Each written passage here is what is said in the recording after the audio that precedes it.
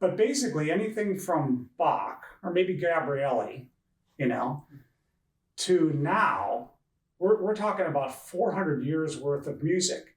And so, like when I teach students, and they say, well, that note has a dot on it. What does that mean? And I think, well, how much time do we have? I guess that's why music history courses keep expanding.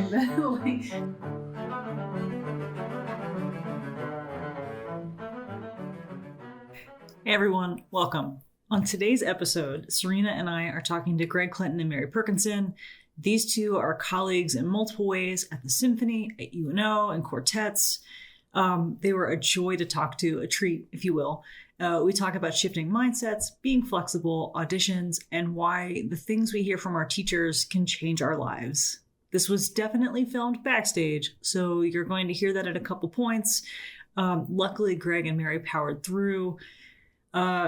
We could talk to these two for hours. We hope you enjoyed this conversation as much as we did. Thanks for being here. Enjoy. Well, between the natural light and your natural radiance, I think. There's going to be a glow. Actually, you don't see it now, but just wait till then. I know how to use video effects, so I think I can get just like a nice angelic, which is perfect for this weekend and after music cellistas and everything. But hi, guys. Hi. Hello. Would you please introduce yourselves? Sure. Hi, I'm Mary Perkinson, and I play violin in the symphony and teach at UNO. My name is Gregory Clinton. I've been in the orchestra a long time. I got the job in the Omaha Symphony as Associate Principal Cello in 1984. Okay, so this is like my 41st year or 42nd season. Maybe it was 83, 84. I don't know. I was 24 and I'm not 24 anymore. We could just say that. We'll also change that in Photoshop. You're gonna look so fresh. Thank you. I don't know. I don't look too bad, do I? But anyway, cellist. I'm a cellist. You're a great cellist, and you're a great violinist. Okay, so 41, 42 years possibly. Mary, how long have you been playing with us? This is my 11th year. Okay. It goes by fast, right? Mm-hmm. At what point do you stop counting? Because I feel like my first couple seasons, I was always like, all right, third year with the symphony, we're doing this, this, and this, and now it's year something, something, something. And, when you say like, oh, it could be 41, 42 years, at what point are you just letting it flow forward? I don't know. Probably when you get somewhere in the 30s, you just sort of lose track, especially when it's between, in the middle of the decade. 4, 5, 6, I don't know, So much like turning 34, 35, you're like, I'm going to ignore this particular. Right. I mean, I played in the Grand Teton Music Festival too, and I started in 1990, so that's not too difficult to figure out the years, but it's 30-something, and it doesn't really make any difference. So, did it feel like a big deal, though, in your first few seasons? In both organizations? Did it feel like you were marking those milestones? Well, sure, because, when you first start a job, almost everything that you're playing, not everything, but a lot of the things that you're playing, they're new pieces to you. So everything is a lot of discovery for the first time. Now that when you've been doing it a long time, you're coming back to things. It could be the 8th time, 10th time that you come back to it. Mm-hmm. So yeah, it's not to say that things aren't even more challenging now than they were in the beginning, because you were going to ask something about differences in what you play these days as opposed to what you played in the beginning.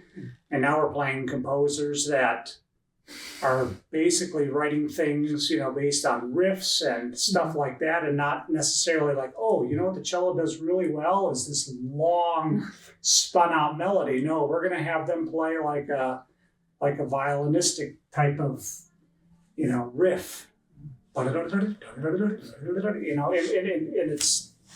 it's challenging compared to some of the other old things. So it is, and yet I feel like every time I've looked, there's a pocket of music rep, like Schoenberg Chamber Symphony, keeps floating up to what I'm thinking, where it's not new, but it's so intimidating because nobody does it. Even just listening to a recording of it makes you want to like clench up. It just sounds so difficult, but that's not new writing. So are there moments where are you ever thankful that you're not playing that rep, or do you wish you had a crack at that rep and then that would put current rep into context? Do you ever think about that packet that we kind of like miss? I don't know. I mean, there's something that's when I look at, like, for example, a season of the Chicago Symphony, which is an orchestra I aspired to get into at one time when I was younger. Not for the lack of trying. I think I auditioned for Chicago maybe 3 times. I look at what they play on a weekly basis, and there are some weeks I think, thank God I don't have that level of, of repertoire that I have to play. But I must say that a lot of times we are pulled in so many different directions, and we are pulled into, I don't want to say complacency, but we're going to do like a big band concert or, an American Songbook concert like we did at Pace or whatever. And you get into that kind of mode, and all of a sudden, bam, hey, you're going to play Musica Celestis now, which is on a totally different level. And I think to get yourself, wound up into that mode, sometimes it's maybe more difficult than if you just stayed there all the time. And I look at Chicago's season on a regular basis to see what they're doing, and they don't have that style. I mean, yes, the classical repertoire spans so many styles and genres, but they don't have that elasticity where they have to turn on a dime and do a Motown concert or a Star Wars program or something like this. They're sticking in that classical repertoire. I mean, they do a lot of, and especially that orchestra, which has traditionally done Strauss and Wagner and Bruckner and Mahler, and it comes from a real core of Germanic, late Romantic Germanic music, which has got a lot of similarities, and not to say that they don't play Mozart, but even Chicago, of course, is playing movies now. They're probably not all that thrilled, but you got to stay afloat somehow, right? I would argue some of those John Williams scores are harder than some of the Bruckner and the Strauss. Well, it might have more similarities than than you think. Well, I mean, the early John Williams, you're still in the vein of, like, for cello, which is always interesting because it always oscillates between having a subordinate or foundational type role to one that comes to the fore or whatever. Early John Williams does that a lot. He gives a lot of great melodies to the cello, and so I would say some of the later stuff, which starts to become sound effects. Have you ever played Close Encounters of the Third Kind? I've done the concert suite, but I've never done the actual film. Mary, have you? Yeah, some of that's really difficult because it's just like, it's like some of the stuff that we play in Harry Potter or whatever, or where we've got lots of sound effects and that kind of stuff, and not the big melodies that you associate from the earlier, either Star Wars or Harry Potter movies. But you're right. Like the level of flexibility it requires to even just shift your mindset from one thing to another, even a family concert. So today we did the Planets, and we had this epic concert the last 2 nights, and then we have the family version today, which is most of the same music, but the whole environment is different, and the kids in the hall make a huge, just the relaxed fit of the hall. It's like, okay, so this is still Kernis, this is still very, very, very difficult, but it's not the pin drop silent that we came to expect on Friday and Saturday. And you two especially, because you both work at UNO, because you both play in string quartets, because you both work for the Chamber Music Society, you're both in this orchestra, like, you're constantly shifting your mindset here and everywhere else. So Mary, I'm going to start with you. Mm-hmm. How do you wrap your head around a work week that could have you doing 3 to 8 dozen different things over the span of 7 days? I think just being really aware of where the audience is coming from and who the audience is. So meeting that energy level, whether that's at the Cancer Center playing quartets, whether it's here playing a youth concert or a Masterworks concert, or playing chamber music with the Omaha Chamber Music Society. It has to do with meeting the energy of your audience. And so in order to do that, we have to take a step back and kind of remove ourselves from our instruments and kind of wrap our heads around what's happening, what's important here. Because of course, yes, playing all the right notes is really important, but it's also like, we're gonna play very differently at the Cancer Center than we would in a Masterworks concert. Like our energy is going to be different. We're gonna understand and realize that in order to connect with patients and visitors, our energy has to kind of, be tamped down a bit and be in a more sensitive place. Whereas here, if we play a Masterworks like last night, is kind of like very intense and very much, in a way, you're still connecting and it's all about connection, but it's just a different way of connecting, I would say. So in the way that, Greg, you've been here for 40 something years, and that time has kind of rolled together. Has it taken you less time as you've done these different things? Has it taken you less time to get into that new mindset? Does it take the same amount of time? Do you have a routine?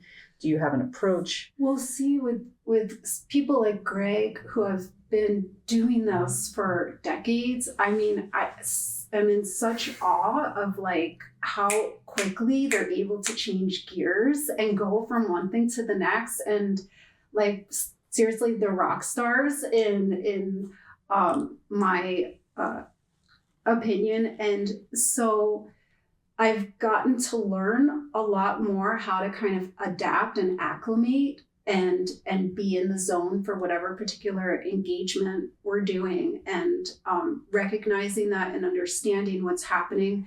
I've learned a lot from people like Greg, and people have been doing this for longer than me. Is there something in particular that like Greg does or the rest of your quartet does that you clued into, or is it just being around musicians who are like settled and like set? Yeah, I think it's more of like a observation and kind of taking in what I see them doing and kind of grabbing hold of that for myself. And that's what we have to do as musicians all the time, is learn from people who are better than us and aspire. And so I think it's just taking these little nuggets where I can. Yeah. I would say that there's really no substitute for experience. I mean, sometimes you just do things naturally because you know that repertoire, or at least you're familiar with that style. The one thing that's that people probably don't realize, or they don't think about it actually, is that the demands on an orchestra musician today are probably greater than they ever have been.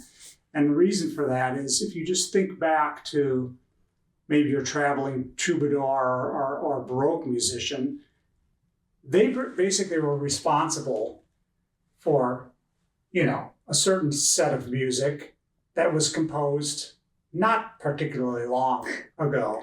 Everything the Tuesday before. Yeah, exactly. Or maybe just a few years, or maybe a decade or two at the most.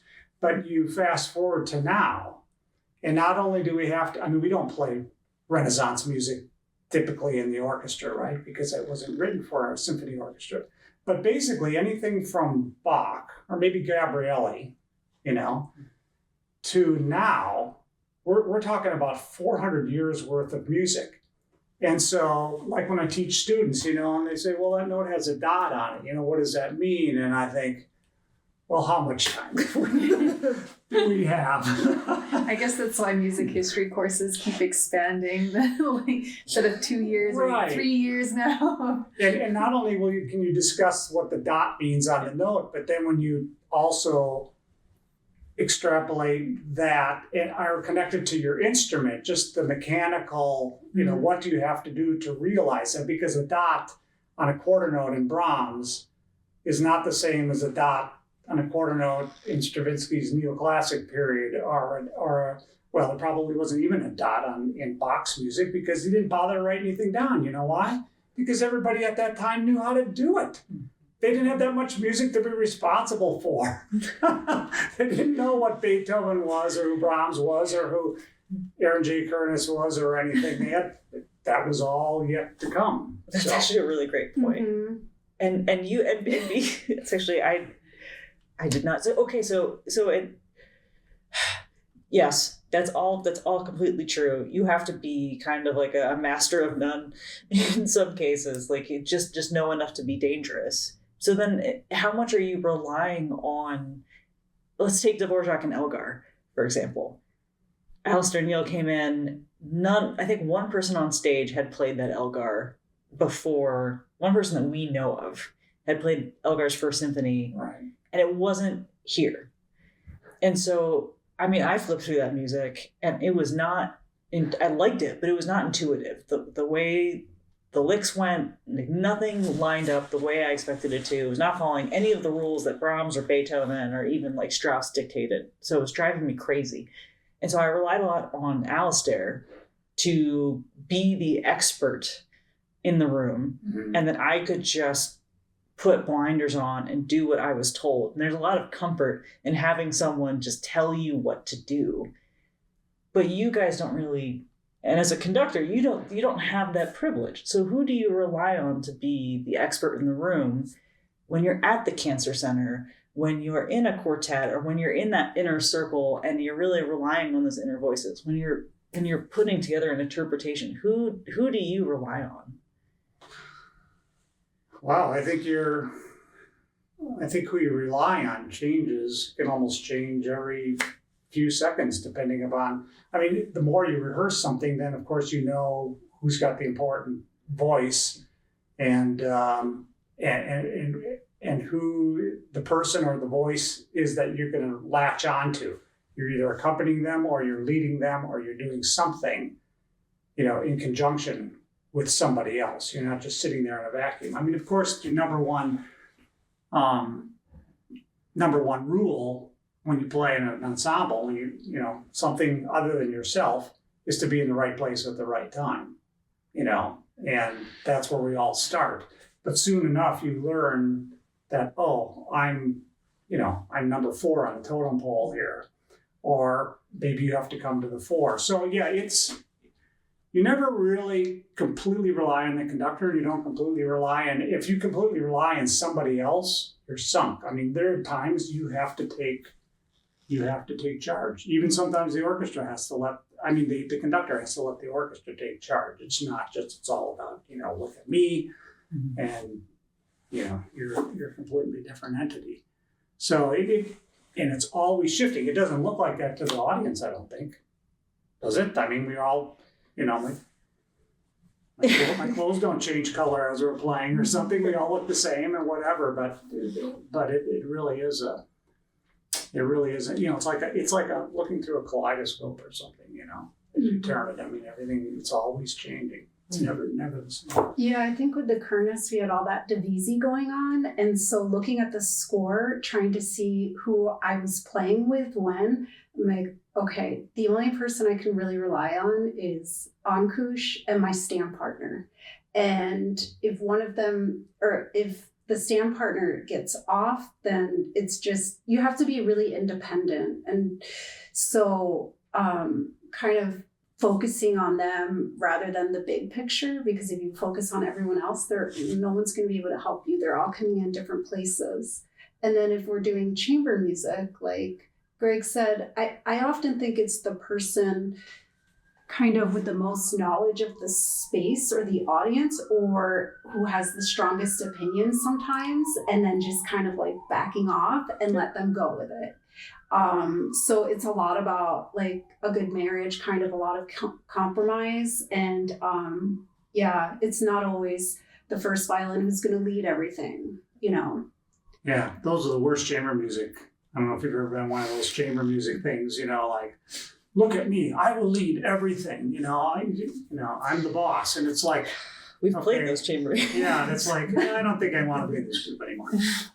You know, because that's not what it's about. And those opportunities are the ones that you look to so that you all have input. Because, I mean, obviously in orchestra, and to get through some of these programs, sometimes in one rehearsal, oftentimes two at minimum, but sometimes one, or even four when you've got a really difficult thing like the Elgar or whatever, somebody's got to take charge. Mm-hmm. And it's really great if the conductor really knows that score well and can lead everybody. And then once everybody gets comfortable with it, well, then you can let somebody else, you know, you can give the winds more leeway in how they want to play their solos, and then we will bend to what it is they want to do. And if the conductor's in concert with them, allowing them to do it. I mean, there's some conductors that put the wing players in straitjackets, and the wing players don't like those kinds of conductors very much. You know, but once you get there, you know, then it really works. But in chamber music, I mean, everybody's role, once you get familiar with the music, the roles change. I mean, like, for example, the thing that makes a cello so interesting is a lot of times you're either propulsive force, you're thinking that you're going to maybe ask about the difference between like classical period music like Mozart and, you know, Mahler or something like that. And, you know, in Mozart, I mean, more often than not, our job is to, in tandem with the conductor, and you know this as well, playing bass, you know, that your job is not to like, hey, look at me. You know, it's not about look at you. Your job is to like provide this underpinning, but actually this propulsive force in the music. Right, we're goosing the gas pedal almost at all times. Right, if you just get complacent, right, exactly. If you just get complacent and just let it drag, the whole thing is just kind of like, it's not going to be very interesting for the audience. They won't know why, but that's probably what's happening, right? Yes, and we, so in Mozart's case, we have almost entirely the same parts that you do. Exactly. And I hate it. You do? I love it and I hate it. I hate it because you hear a cellist play 35. We're about to play Mozart 35 next month. You hear a cellist play, it's just like, oh, well, that's not so bad. And then this is the land speed, right? Yeah, you have the instrumental, you know, thing to think. Well, I mean, not that it's easy. It shows up on every cello audition, you know, known to man. Yeah. But yeah, you've got greater distances to execute, then that makes it even more difficult. The real thing I hate is that other people can do it, and so I know it's possible, and it's just like, this is my own failing. It's keeping me back. But okay, so from a conductor's perspective, sometimes I see the orchestra as kind of like a skittish horse that you have to be like, okay, we're all right. Like, we're gonna, and knowing there's institutional knowledge, so pieces that the ensemble's played, and also like our winds will have that. Like, it's okay, this is how this goes, and that calmness kind of radiates out. And then there's sometimes pieces, again, like the Elgar, where everybody's just in the same boat of, okay, we're gonna pray, and then we're gonna start. You have the bulk of the music during the season that I think we're all seeing for the first time, because we do these great community programs, these great like pop-up programs where it might be the first time it's on our stands. So what's the best way to start calming the horse when you know you're about to tackle something in one rehearsal? I think it goes back to like when you're a student and everything's new to you, how do you find that knowledge of what makes a dot, like what a Stravinsky dot sounds like versus what a Brahms. We all had to start from we don't know, and then we're taking courses, we're reading books, we're informing ourselves, we're listening to historically informed music, and you know, and as we learn, as we're gathering all this knowledge, we're kind of in this, as a student, perpetual place of, oh, I'm always going to try, I need to find an answer. And I feel like that's a lot of just every time you open a score, it's okay, it's time to find the answers. What's the tempo that's going to work for a certain effect or something? So that's kind of how I approach the same, Motown concert as I do Elgar, which is, okay, are there recordings? What do the recordings mean?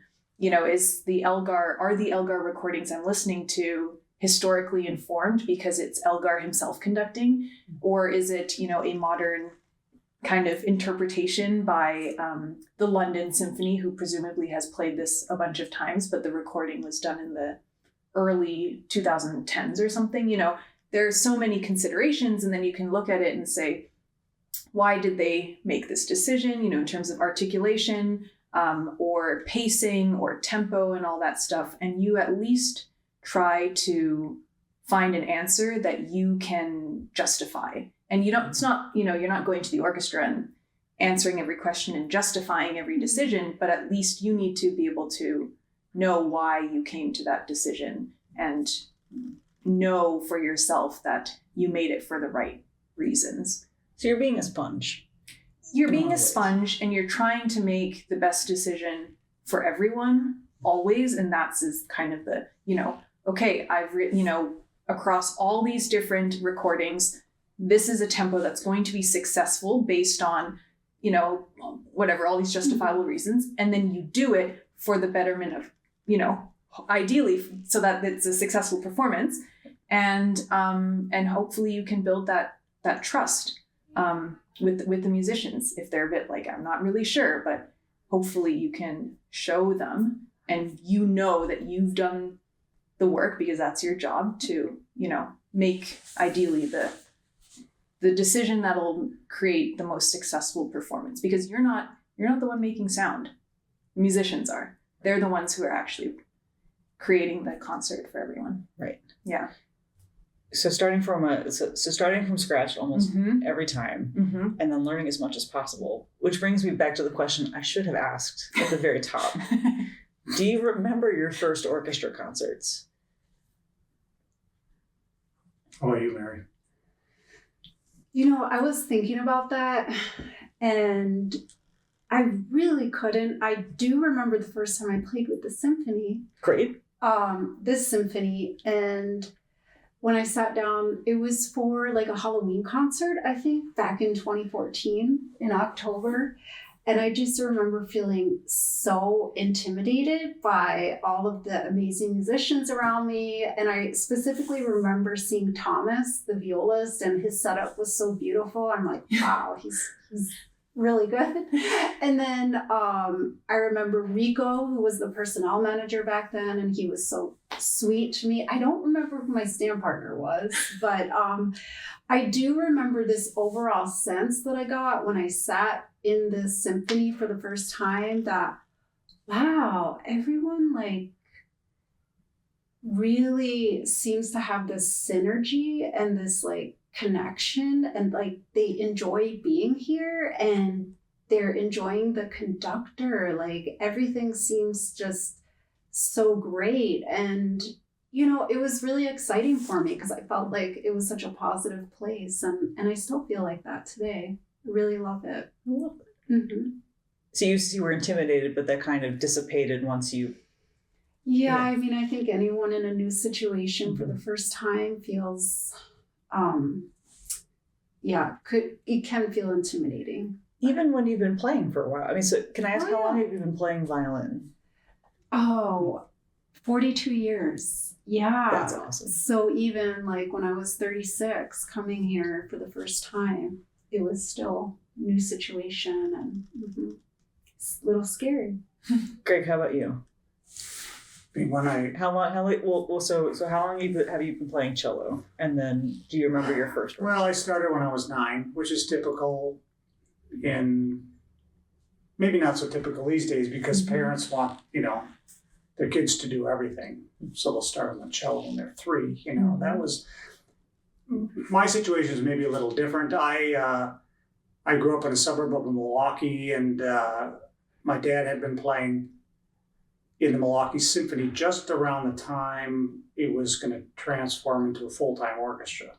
The Milwaukee Symphony is a really great orchestra, but it really didn't morph into the orchestra that we know today until around maybe 68, 69, which is pretty late compared to some. But my dad was playing it, and then he decided, well, was he going to take a chance that was going to turn out to be something, high paying? Because, Milwaukee probably didn't pay very well at that point. He had a teaching degree, so he got hired to start a string program in suburban Milwaukee, Greendale. And I used to go with him to these meet and greet with parents. They'd actually come at night with their kid, to look at the violin, viola, cello, bass, which one do you want to pick or whatever. And I used to go with him as a kid. I think he started this maybe in 1967. So I had my eye, on like, I think I'm going to play the cello. So anyway, I started when I was in fourth grade, which is when he started everybody. So your dad was your first orchestra teacher. Right, which is probably when I heard my first orchestra concert, probably when he was, maybe even before that, when he was still teaching in Milwaukee Public Schools or something like that, that maybe I heard an orchestra concert by one of the school orchestras or something. That's really hazy. I do remember going to like our analogous concerts for youth with the Milwaukee Symphony, because right around that time they hired Kenneth Skirmahorn to be the music director of Milwaukee Symphony, who, he went out to Nashville. But I distinctly remember going to those concerts, being probably way up in the second balcony or something and looking down and seeing all the instruments. So I don't know when that was, 8 or 9, 7, 8, 9, something like that. Did you ever doubt the cello? No, actually. But it's funny because I tell people, I went to these dog and pony thing that my dad did, like, here's the violin. These are the sounds a violin can make. My dad was a trumpet player, but he had enough ability to be able to demonstrate the instruments and everything. I thought you were going to say your dad was a violinist and your dad's a trumpet player. Okay, He's a trumpet player. Actually, you're asking about my first orchestra concert, but my first musical, like live musical memory is him taking me to a bandstand at the Wisconsin State Fair, where he was playing trumpet, probably in a rodeo band as a freelance gig. And I remember that. I definitely remember that. How good was your dad at trumpet? He was very good. So many questions. Okay, so he could have if he had stayed with the Milwaukee Symphony, he could have been. Was he principal trumpet? Do you remember? I don't remember. I think he might have been assistant or associate or something. But the guy that ultimately, Dick Metzger, the guy that ultimately became principal. I think my dad, my dad was sitting right next to him, so that whatever. Oh. So he was a good player. Yeah. And so still wanted to play rodeo gigs at the Milwaukee. Well, at the time, you took like now. We take just about anything we could get anyway, regardless of whether we're playing Elgar or whatever. We'll still, when we play this Cancer Center gig, we play popsy kinds of things, soothing kinds of things. We're not going to come in there and play Shostakovich string quartet. That's not going to help anybody over at the Met Center. You know what I'm saying? So I have a quick story. When Thomas Wilkins was still music director and we were planning out the season, I think it was ultimately the season that got canceled because of COVID. But we were considering one of the Shostakovich chamber symphonies. Yeah. And the only Jocelyn week that was open was January or February. And he looked at it and he scratched it off. He's like, we can't play Shostakovich in January or February. People will jump off the roof. Yeah. So especially if you've had a bad patch of sub-zero temperatures or something, and then you're going to play this. Yeah. You got to, like Mary was saying, you have to play for your audience and kind of assess the situation. You don't want to dumb down and think, well, we're just going to play. We're not going to challenge anybody at any time, but there is a time and place for lots of things. Yeah. So, but sorry, you were saying your dad, the trumpet player, the very good trumpet player, was showing off each string instrument. Yeah. So I was looking at, and initially, I was drawn to the cello because I liked the sound, but the number one priority was I looked violin and viola and I said, oh, heck no. I mean, you got to hold this thing up all the time. I mean, that's ridiculous. And who the heck wants to haul a bass all over the place? And I said, I'm a dumb kid, Greg. cello, you're sitting down, got an end pin holding the cello up, and it's a very natural thing. I mean, it's a great instrument to play as an adult because you don't have to go into some sort of, weird contortion that you don't normally do. I mean, this is like drinking a glass of water, putting up this, and so it's possible. And no, but I mean, I really ultimately loved the sound of it. And no, I never regretted. I mean, we don't have the repertoire that you do. So it's really interesting what motivates people to choose their instruments. So we just heard Greg's motivating factor about why he chose his. And for me, when I was 5, we all got to play violin in the Philadelphia public schools. As like all my siblings got to do that too. And I remember when I opened the case and I was looking at it, and I opened the little pocket where the little rosin lived. That is a magical place. Took out the rosin. I'm like, oh my gosh, this is all mine. Now, I had an identical twin sister. My parents had 8 kids. I had to share everything. And I was often confused for my twin sister. But when I took the rosin out, it was all mine. I didn't have to share. And then the violin, when I first held it, I put the scroll right here because I thought it was like the neck and the scroll was supposed to go where the neck is because it looked like a neck. Because you're 5. Right. And from that moment on, I knew that's what I wanted to do for the rest of my life. I'm like, I'm doing this. And the first concert I remember seeing was the Philadelphia Orchestra. And so I was so lucky to be able to go to those concerts and that my mom took me. And after I saw those concerts, I wanted to be first chair of the Philadelphia Orchestra. Mm-hmm. That was like my dream. And why not? So, yeah, like I was so excited. But yeah, I never wavered. And so I know for a lot of people, even including musicians, sometimes it's kind of like a struggle figuring out exactly what you want to do and what brings you the most joy and what you're most passionate about. But for me, I was really lucky in that I found that when I was 5. You had like a wand chooses the wizard moment with that rosin. Yes, and with it being all my own. But I do get that because that was how my teacher tricked me into bass. Well, they ran out of cellos. My brother is a violinist, and so I heard him practicing first, and I was like, absolutely not. Sorry, John. And then I wanted to play cello, and they ran out. And so my teacher, who's still teaching, she's amazing at Amherst Public Schools, Mrs. Boysenall High. She just pulled out this like quarter-size bass, and she basically said, "This is just as good. I will give you lessons. You can play any of the cello parts that you want. I'll teach you." And she did. She came in before school. She gave me private lessons. I got to play the cello part if I wanted to, for like rehearsals and stuff. Like she just went above and beyond. And my parents were, of course, they had said no bass when I left for school that day, and I came back with one. And it was just like, but Mrs. Boysenall said that this is just as good. And that's how it, yeah. What grade were you in? 4th. It probably was a little bass, though. Very little. So it wasn't that, overwhelming, right? I mean, for your parents. And we already had the minivan. Right, we already had the minivan. And yeah. Actually, the best memory I have of that time period was I was the only bass player in the elementary school, and the middle school is across the street. And so the vice principal would walk me across the street, like across the parking lot rather, to go to the middle school to play in the middle school orchestra rehearsals because they didn't have a bass player either.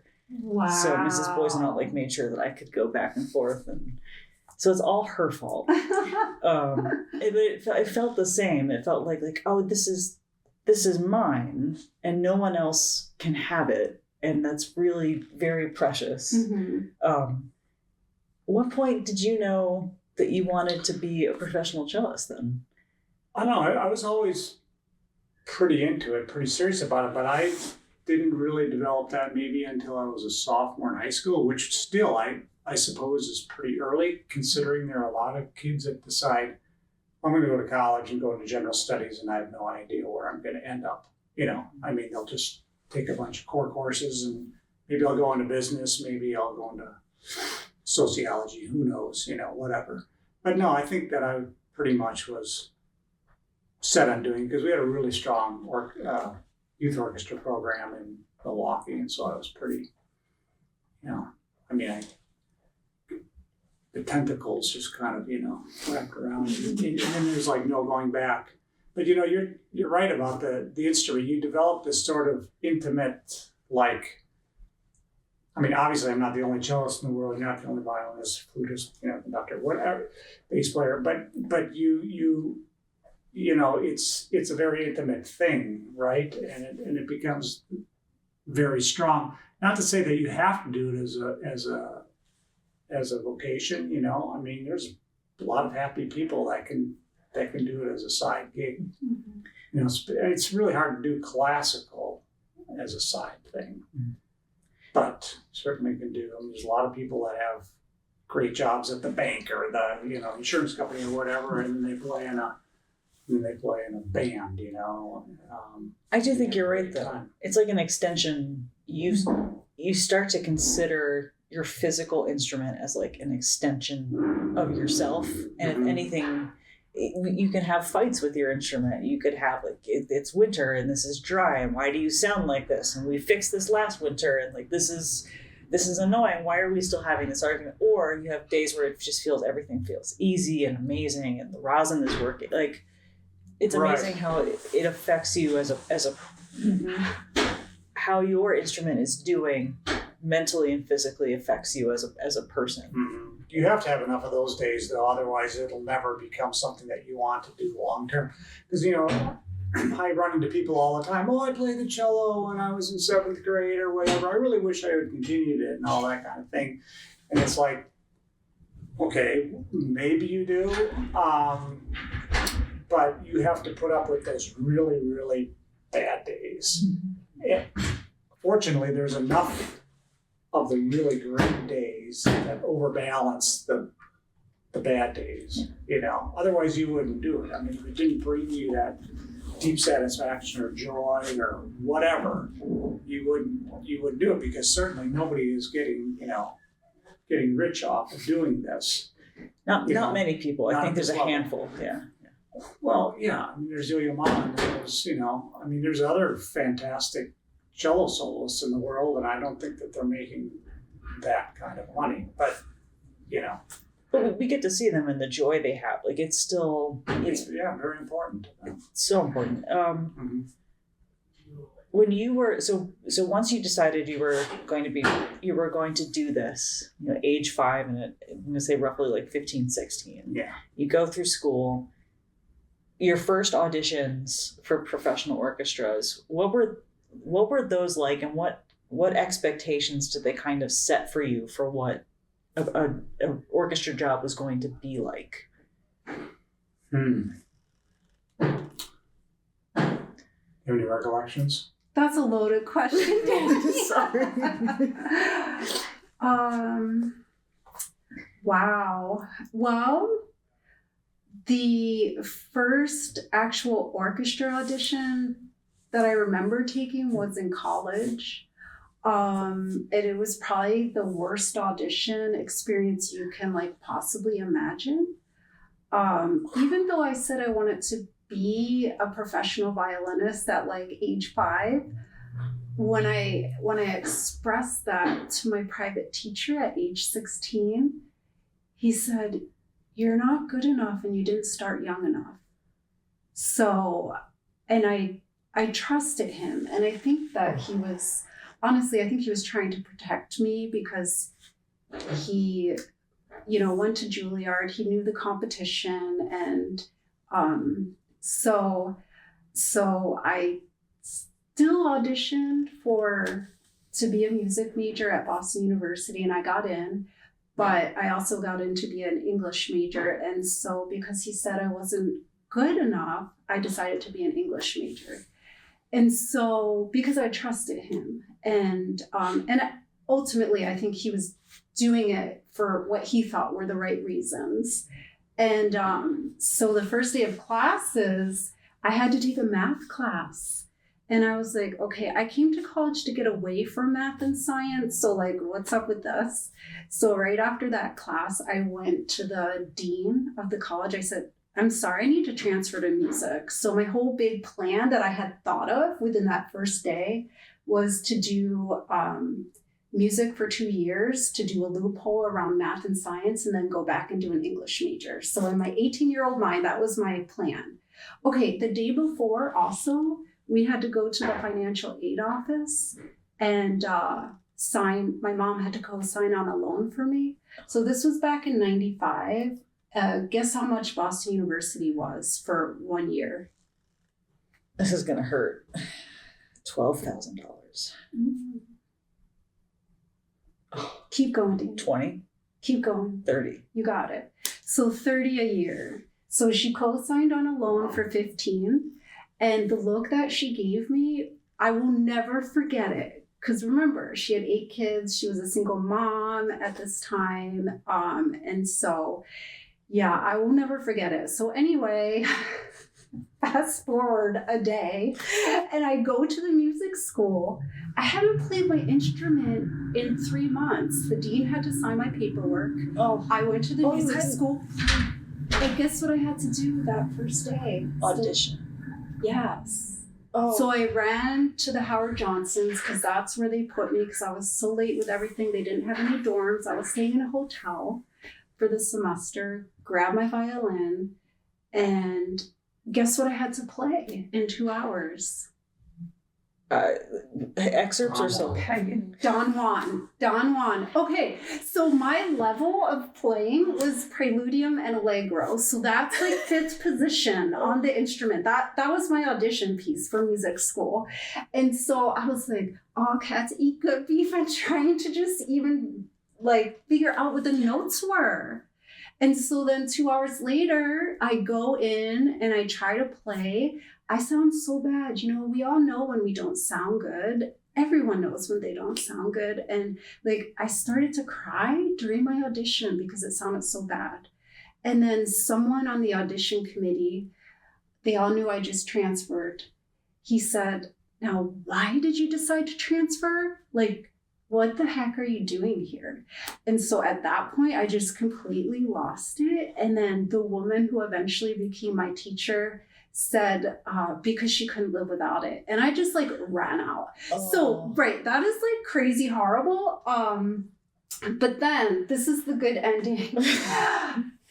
For the first 2 weeks, I did nothing but cry every day. I'm like, what am I doing here? These people are amazing. Like, I can't even, but then after a couple weeks, I just decided like, this is where I want to be. This is what I want to do in the practice rooms. This is what I want.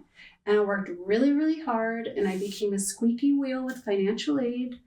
And after that first semester, I ended up getting a full ride for the rest of the time. And really, I think a lot of it is because that my teacher believed in me and believed that I could do it. And so like, I feel like in our lives, we all like, we need that.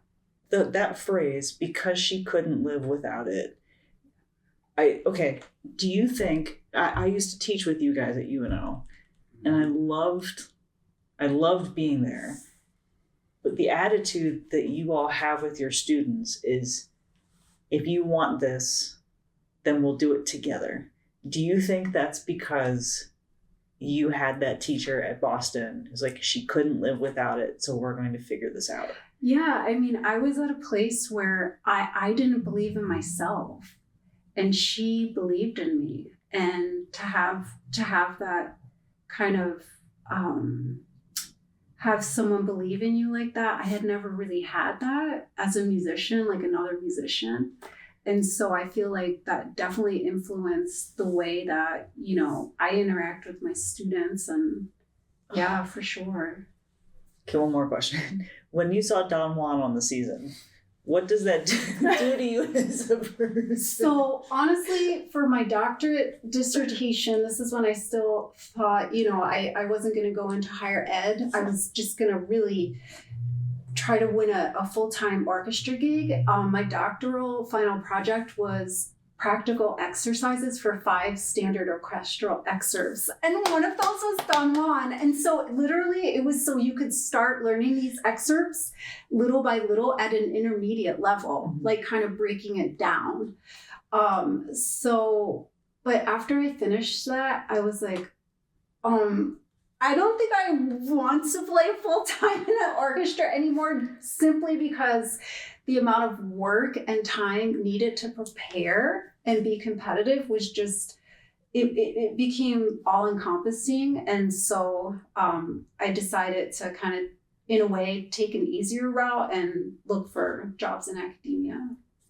Easier. Yeah. Help the next generation do that. Take on the challenge of a potential full-time job. Mm-hmm. Yeah. Damn, Mary. Yeah. So I think that What a story. I think that the guide, I think, is really kind of full circle. And then when we played Don Juan, it was so cool because I'm like, yeah, I'm nailing this. I got this. How about you? What did you have any moments like that, any auditions like that just kind of like reshook your world? Or do you feel like you kind of gradually got into that level of pressure? I don't know that there was any one audition, but even coming from a background of having a strong youth orchestra program and then going to Indiana, which you went to, so you know the environment there, which is just sort of like an incubator for everything music. I mean, it's pretty impossible not to learn as much outside the studio as inside, because there are 53 recitals a day in every little nook and cranny, and across 5 buildings, and if you take advantage of that, you are going to absorb a lot. But even having gone there, where there's 5 orchestras and 75 cellists, and you pretty much find that you're maybe not down, at the bottom, but you certainly are a long way from the top, at least for me. I'm just somewhere in the middle.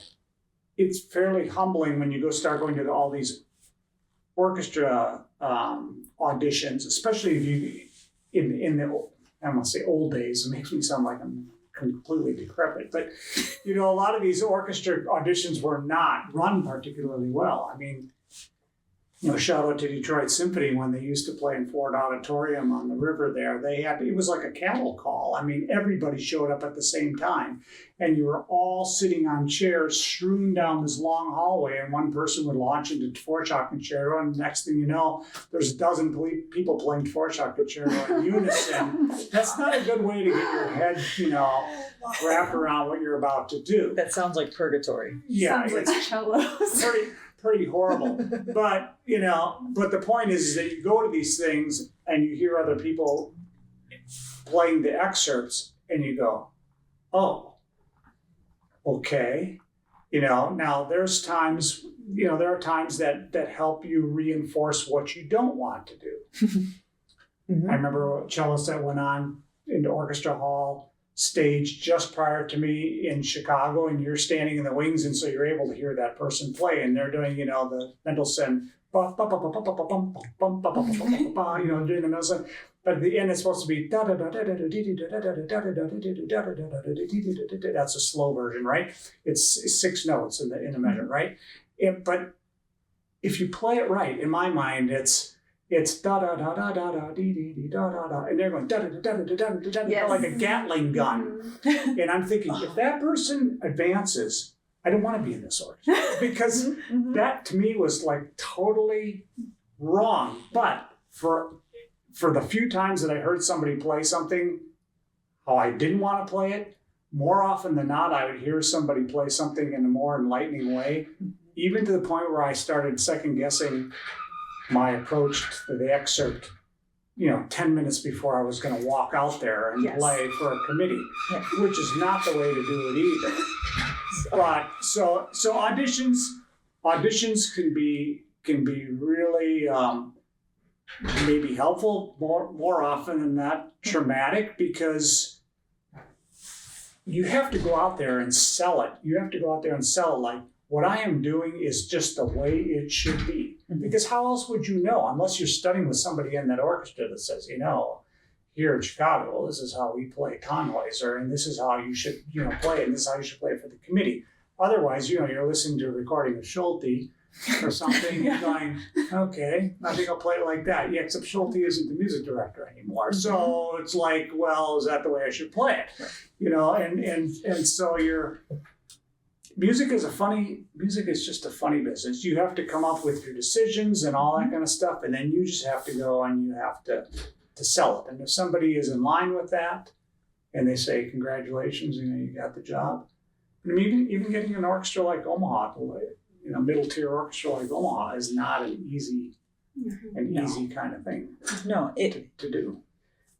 Was there your first weeks with the orchestra? Do you remember feeling surprised at all by anything, or was it more of a continuation of your orchestral experience from before? I think it probably was a continuation because, Omaha, after talking about Chicago, it's not like you have all of these high-powered people who do this for a job almost, exclusively. They're all full-time. In Omaha, you still have people at different levels. And so, again, I felt like I was, maybe I wasn't the best player in the orchestra, but I certainly wasn't the person that couldn't devote the time because they were a lawyer, and they just did this on the side. So I felt pretty comfortable, not completely overwhelmed. So yeah, it was a good. It's probably going to be my last job, and it wasn't my first job. I played in the Milwaukee Ballet Orchestra before I came here, but it's maybe changed somewhat. We're getting better and better players in the orchestra. It's a comfortable situation. I just find it really challenging when we have to play so many different things. That's it's like when they say it's the best of days, the worst of days, or the best of times, the worst of times. It's sort of the same thing in this orchestra. It's kind of like, well, it's good to like this next week that we only have educational stuff. I know you're more busy because you're doing all the educational stuff. But for us, it's not like, what about this week are you going to enjoy? I'm not playing the Kevin Putz Concerto Orchestra. Okay. You know what I mean? And but being challenged and right. What was one of the highlights of this week was getting playing some things and being I didn't nail every lick in that piece, but practicing and getting better, and even when you've been at it for a long time, that's I don't know, it's satisfying. That must be the common denominator, no matter what role you're in, is that you inevitably are hopefully still pursuing that steady improvement. That Pablo Casal's I'm 90 something and I think I'm improving. I think I'm listening to improvement. Well, if you lose that, then it's time to maybe not do it anymore. You hate to see people that are miserable because they're hanging on, thinking, well, this is the only way that I can survive, and pay the rent and buy the groceries and all that kind of stuff.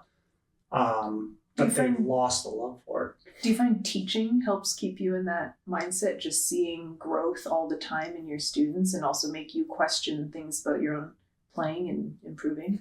I would definitely say yes. I've been here, this is my 11th year, so I have seen some kids that I met when they were 7 who are now getting ready to go to college. Not necessarily my students personally, but to see their growth over the years and working with them in different capacities, either with the symphony side by side or Omaha Youth Area orchestras or events at UNO. And honestly, some of the kids I've interacted with, I would just be like, oh my gosh, I don't know what's going to happen to you. Are you going to be okay? Because you're just like all over the place and kind of like in all good ways, but like, if you want to be a musician, you kind of have to like, and then 5 years later, I see them and they're just a completely different person. So to be able to be energized by that youth and that kind of curiosity and that kind of constant learning and growing is like very, for me, it's one of my favorite parts about being a teacher. Whether they're my student personally or someone else's student, and seeing that growth, I just love it. And I feel the same way in the orchestra, like being inspired by the kind of wisdom and the experience of people who are older than me, but also being inspired by the youngness and the energy of those who are younger than me. So I love that. It is really, you don't realize that you've hit, when you come into the orchestra and you're 20 something and the time goes by real fast, that first moment where you realize you are no longer the 20 something, you are no longer the baby in the orchestra. There are more babies that are babier than you are. And it almost overnight, just like, oh, okay. All right. Look how good you are, and look how much you add, and look at the energy you're bringing, and look at all these fresh ideas. And it's like scary for like 15 seconds. And then you get over it and realize that this is a great thing to have these people join in. And it does kind of pop everything up to another level again. Yeah, I think most people really want to play in the very best ensemble that they can play in, even though they might not be the best person. Mm-hmm. I mean, I always thought, if I played in Cleveland or Chicago, I wouldn't care that I sit way in the back, because it's the very, very best orchestra. Now, I'm not sure that really is the case, because I do enjoy being up in the fronts, on the first stand in the circle, because the energy level there is probably at its most intense. That's where you're getting most of the information. You're getting it firsthand. I mean, I know we still have to communicate with the horns and the trombones, and there's, big chasm of space there, and that can be difficult. But just in general, I mean, I know when I play in the Tetons, we rotate in a section there, and if I'm back where the bass is a great bass section, but you're really pretty far away from the stick and what the principal is doing, it's way more difficult. People should know this. I mean, everybody in the orchestra knows this. And it's more difficult to play in the back of the section than it is on the first stand. It's almost like sports tournament seating, right? Like the higher up you are, the better chance you have of doing well as you progress through. Right. And in some ways, it's like it's not skill level that determines where you sit for the most part. It's just, in string sections, it evens out after the first 2 or 3 chairs because of auditions even. And even then, skill is not necessarily. But it is a totally different mindset to sit in the back as it is to sit in the middle, as to sit in the front. I imagine the energy must be fantastic. Just like the power that comes in to the podium. It must be comparable to what you experience on the podium. That is like the most... Like, I distinctly remember the first time, and that sound. Oh yeah, there's nothing. I mean, as a flute player, I never sit in that inner circle. It's always kind of the sound from the back, and you are always so just in playing with the kind of, I don't know, attunement to the rest of the wind section. And yes, you are again communicating across, but it's less, you don't have, I'm sitting at the back of 30 flutes. You're only sitting next to the one that you have to, pay attention to. So, it's definitely a whole different sound from that part of the stage. Yeah. Depending what hall you're sitting in. I mean, I've heard that it's hard to hear forward in this hall. So some of our solo wind players, are sitting back there, don't necessarily get as immediate of a information as they would like. And sometimes they're, maybe second guessing or whatever, just putting it where they think. Now, if they've got a solo line that we're supposed to be accompanying, that's fine. But if they're just supposed to be meshing with something else that's going on, that it does become a challenge. But yeah, for me, I mean, I know you move around because you're back in the seconds, and that's got to be disconcerting. I mean, I've had the good fortune of having really great stand partners here. And I've been stand partners with Paul seems like forever. I don't know, 20 Yeah, I think the years stand now. partner it can really Well, that can make a big difference. make a huge difference. And I've been really lucky with awesome stand partners, and a lot of times they change because my seat rotates a lot, but definitely sitting farther in the back, either first or seconds, you definitely feel like you're playing defense in a way, like you're just catching things that are flying at you, but they're always a half second later than everyone else is catching them. So, and then when you're sitting closer to the front, like for this concert, I was sitting in the second circle. You have no choice but to go along with the energy that is right there with you. So it's a very different experience and much harder to play farther in the back. Yeah, you just hope that the colleagues that are sitting right behind the first stand are passing the information behind them like that. Mm-hmm. Because if there's indecision there, or they haven't practiced or whatever, thankfully in the cello section, those guys are rock solid. Mm-hmm. Tim and Zach, great, you know. So I'm assuming that the people on third, fourth stand are getting the information, you know. Right, in a way that everyone can play as a section. Mm-hmm. Right. We could do this for hours, I can just tell, but I need to let you both go. So I just have one more question for you. Okay. You have 30 minutes, no consequences. You can play anybody's instrument on stage. Now, I know neither of you have regretted your instrumental choices or doubted your instrumental choices, but if you could try another instrument, what would you try? Well, I've tried some. You know, strangely enough, I never was really drawn to the trumpet. I mean, I always had this sort of vague idea that I would love to play like lead trumpet in a really hot big band or something. That would be kind of fine, but not to the point where I thought, you know, I'm going to get a trumpet. I'm going to like, I did try it a little bit in high school, and I could barely make decent sound out of it. But I think because of the real connection with the horn, and I really like the sound of the horn, that it might be fun to fool around with the horn, but that'd be even more treacherous than trying to play the trumpet. My God, if I can't play a note on the trumpet, I'll give you a smaller mouthpiece to try. See how that works.